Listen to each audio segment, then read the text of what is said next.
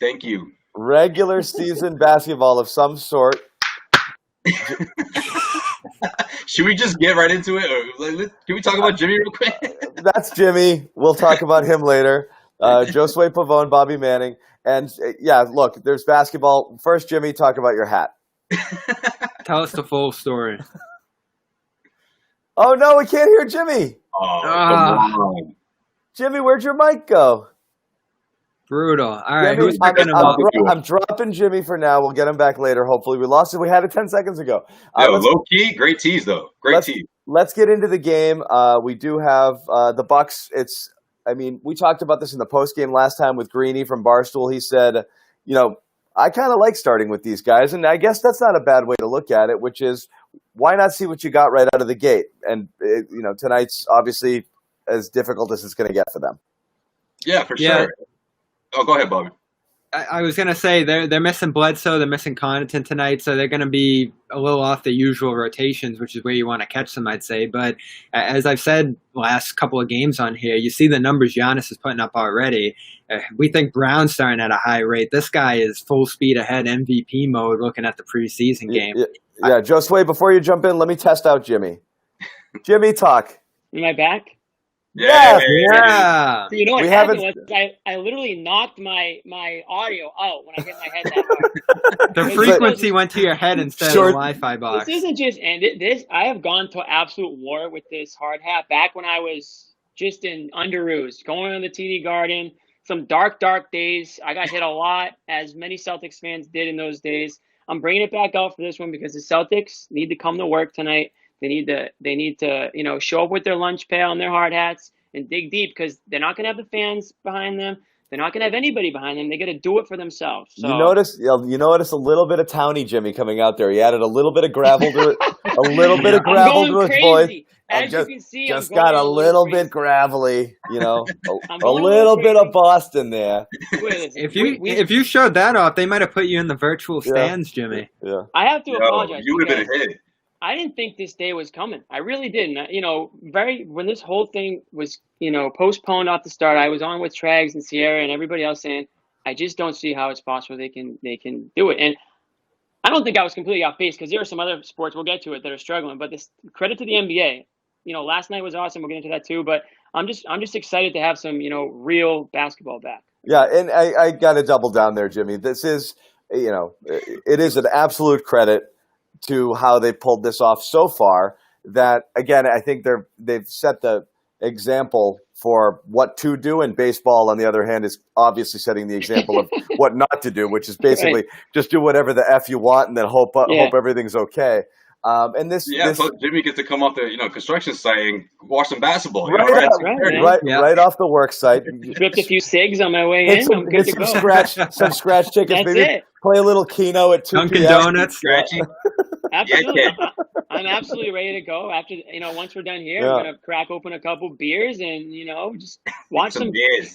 It's Friday night. We got Celtics, Bucks. Is it Friday? The best teams. Yeah, apparently. I don't know. That's what they tell me. Time doesn't matter. Yeah. No, it doesn't matter. But all that matters is we actually have something to do tonight. That's what matters. We actually have something meaningful to do. We talked about the game. One thing, Giannis. The other one is Kemba on a minutes restriction, 18 to 20. 18 to 20. Bobby, you were just saying, we were talking about it. Brad said might not see him in the second half. So this is still kind of an exhibition of sorts. If you're not getting much Kemba at all, and I think at the end of the day, every time they put these minutes restrictions on guys, it feels like they kind of go a little past them. But it's definitely clear that they're going to take this one easy. This isn't going to be East Conference Finals Celtics tonight. They're going to be experimenting. They're going to be giving guys off the bench minutes. You're going to see similar stuff to the preseason, not quite to that extreme, but it is like another step off the ladder off what we saw in the Suns game, pretty much. And I was surprised, actually, that, we might not see him at all in the second half, a la Zion Williamson last night. Which was crazy that Zion Williamson didn't play at all. I mean, that's a game that, not to go off, but Pelicans need to win games. So I don't know what's going on over there. I mean, that coaching, I don't know, why are they there? Why are they going through all that if they're not going to play Zion in the second half? But that being said, with the Celtics, I'm not going to say it's an exhibition. I'm not going to say that. I mean, this game matters. I think there's don't forget the Bucks are without Eric Bledsoe and Pat Connaughton, so they're not exactly a full Right. health either.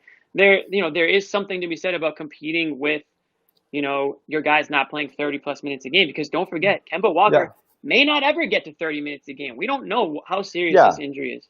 And there's ego there. They got to get used. Exactly. There is ego. And I was actually pleasantly surprised at the competitiveness that we saw Thursday night, Lakers Clippers, if you guys caught it. I mean, those guys were playing to win, both teams. And that's a game that both those teams are cemented. No, it looked real. That looked and felt like a real competitive game. I could see Jalen doing some flexing tonight. I think they're going to get into it. That made me feel a little better too, because LeBron was struggling, guys were struggling that you'd expect to just come flying out. So everybody's getting their feet under them a little bit to some degree. Joe Sway, jump in here. We keep stepping all over you. No, it's all good. No, I was going to add. I love seeing Kawhi and LeBron go at it one-on-one. There was, 2 or 3 possessions where LeBron was just all over him. Kawhi had to pass the ball, especially on the stretch when they really needed it. I mean, people could say that Kawhi may have, backed down a bit, but LeBron was there every step of the way, and he had done that 2 or 3 times before that final most important possession. So, I mean, to piggyback on what Jimmy said, though, about the Celtics and about this game against the Bucks, what a great way to get things going defensively for this team, right? I mean, Kemba's going to be, short in his minutes, and he's probably not going to play much, if any, of the second half. Well, let's see what this defense is made of. Let's see if Grant Williams is someone that we can rely on to come off that bench and, put his hard hat on that Jimmy's rocking and kind of anchor that defense, of course, alongside Marcus Smart. Also, expect Milwaukee to come in with a lot of physicality. They're trying to send a message here to the Celtics. They want to crush that confidence that the Celtics have right now. And also, if somebody, for the love of God, tackle Chris Middleton if he drains his first first 2 or 3 shots. We just can't. You can't have that coming out of the end. You can't let him get hot, because if he starts to get hot, then forget it, because Giannis is already going to give you 35. So in the old days with the original big 3, you're trying to stop LeBron. It was fine, or you let LeBron have his 40. And you knew nobody else can beat you. Here, you can't have Giannis get his 30 or 40 and dominate you and get to the free throw line 15 times while Middleton's knocking down 8 threes. So they have to figure that out. It's demoralizing. Well, the Celtics beat this team early in the season. They came within 5 the second time, and Kemba had 72 points in those games. So they've competed with this team where other teams have been losing by as many as 50. So it's a great matchup for the Celtics. It seems like, despite how dominant the Bucks have been. And that is a good point, because you look at their numbers, the metrics on the Bucks this year. But exactly. And he might have missed the third game too when they were scheduled to play before that restart. It was close. Yeah, he had the ankle. He had the ankle, so that was they really haven't seen it. But you're right. Every other team, Milwaukee's a plus 13 or whatever it is point differential. It's not even close, and the Celtics have hung in there. You want to see something competitive tonight for sure. Yeah, I'm also expecting a big game from Jaylen Brown. Offensively, they're going to really need it, and he's been showing it. We've seen it those 3 scrimmages, those 3 games, and I don't know. I just see something different in his eyes. Ever since he's gotten here to the bubble, or there to the bubble, I should say, whether it's on the court or off the court, there's a specific focus in his eye right now, and I think it's going to continue to translate on the basketball court, especially national televised game against the Milwaukee Bucks. He's got a glimmer in his eye. Yeah, I think he's grown up a little bit. I think the quarantine, a lot of stuff has gone on that he's sort of taken on his shoulders, whether it was back in his hometown and whatnot with social justice issues, or injustice issues, I should say, going on. And I know he's kind of growing up, maybe definitely off the court, but I'm sure that translates to an extent. And he's taken on a bit of a leadership role. He probably doesn't feel as much pressure out in the basketball court, because that's not real life, right? He's feeling pressure elsewhere in this world, and maybe that's more of him having fun out there. Maybe he's just doing his thing and flowing a little bit more. These young guys come into the league and they think a lot, right? They think too much, and that gets them into trouble. But now, you get a couple more years in the league, you start to think less and you just do your thing. And I think that's what you're kind of seeing out there. Celtics have the talent. There's no question. They have the talent to roll with any team in the NBA. Do they have the depth? That's probably not 100% something that they do have going for them, but they do have the starting lineup that can roll with anybody. It is exciting. It's good to see. Kemba's short on minutes, but as you guys said, we haven't seen the full lineup. You really do want to see it. You want to see it, and it's great. You're curious how serious both sides take this right out of the bat. But I think they'll take it serious. I think last night set the tone for the rest of the NBA. I really do, because everyone's watching that game. All the other players are watching that game. Right. they're in the bubble, and they're just they're basketball fans at the end of the day. I'm sure they're all getting hyped up and fired up, and they're seeing LeBron and Kawhi and Paul George go toe to toe down that stretch there. That was fun, and if that doesn't inspire guys to want to step up and do that same thing, then I don't know what will. I mean, I think I'm kind of doing a 180 on this thing. Like all of a sudden, I'm thinking like a championship like this year could be bigger than a normal year because everyone's watching. Yeah. Maybe not in person, but like everyone's watching. There's nothing else to do. Yeah, 3 million last night. It was double the normal TNT. Yeah, TNT was a blast, man. They were loving it. The broadcast was awesome. I wonder if you guys stuck around for the first game after with Kevin Hart. That was funny. I mean, people are really interested, and I think that there's definitely a lot on the line. So these guys better get up because if they don't form good habits now, they're going to be doomed. I'll say this too. Stan Van Gundy's phenomenal on the broadcast last night. That was a great addition to TNT that they made. Yeah, Reggie could still use a little work, but it's fine. Yo, everyone's always going to clown Reggie, I swear. Always. I know. Yeah, we're close to tip, so let's get your thoughts. Okay, how do you see this one playing out? We'll start with Josue.